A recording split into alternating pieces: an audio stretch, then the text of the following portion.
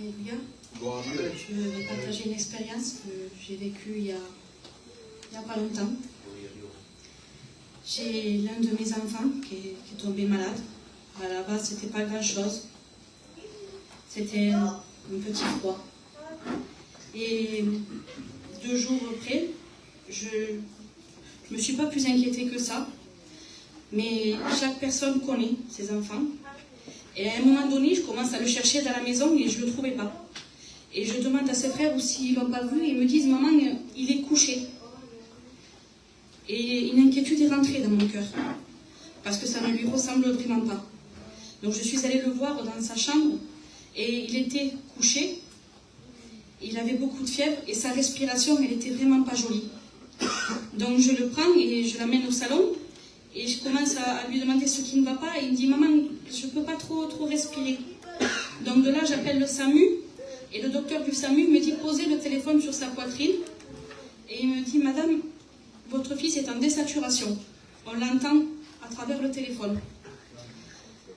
Donc je me précipite là-haut plus proche de chez moi. Parce que là où on habite, il n'y a même pas d'urgence. Je vais à la maison médicale. Et le docteur, il me reçoit, il me dit qu'il est en manque d'oxygène, je n'ai même pas besoin de le toucher. Il est en détresse respiratoire, il faut que tu ailles à l'hôpital.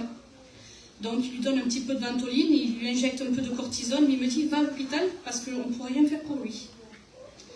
On arrive donc aux urgences les plus proches de chez nous, et bien, elles sont à 20 km.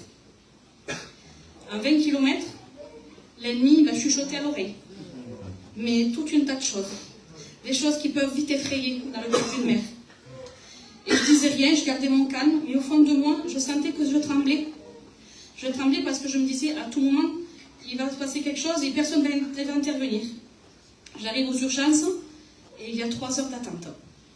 Et j'avais l'impression que personne ne voyait ma détresse. Jusqu'à que la dame prenne mon fils en charge et me dit, votre fils manque cruellement d'oxygène, on le voit au niveau de ses lèvres. Et elle m'a dit, j'ai même pas besoin de poser le stéthoscope, on entend respirer comme ça. Elle me met sous oxygène, on nous garde en pédiatrie. Et la nuit, je peux vous assurer qu'elle a été longue. Très longue, parce que je demandais à Dieu, je suppliais Dieu de voir ne serait-ce qu'un petit signe et je ne le voyais pas.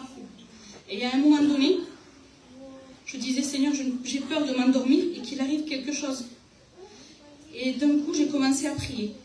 Parce que dès le début, je n'avais pas prié. J'avais laissé ma crainte m'envahir, j'avais laissé les doutes me submerger, mais à aucun moment j'avais crié à Dieu.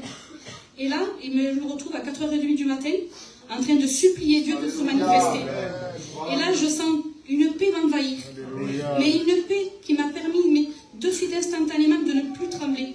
Et une assurance dans mon cœur. Et je sais que le Seigneur a étendu ses mains. Parce que quelques heures après, la dame, elle est venue, il a retiré l'oxygène. La seule chose que Dieu attendait, c'était juste que je lève ma voix vers lui. Pour ça, je remercie le Seigneur.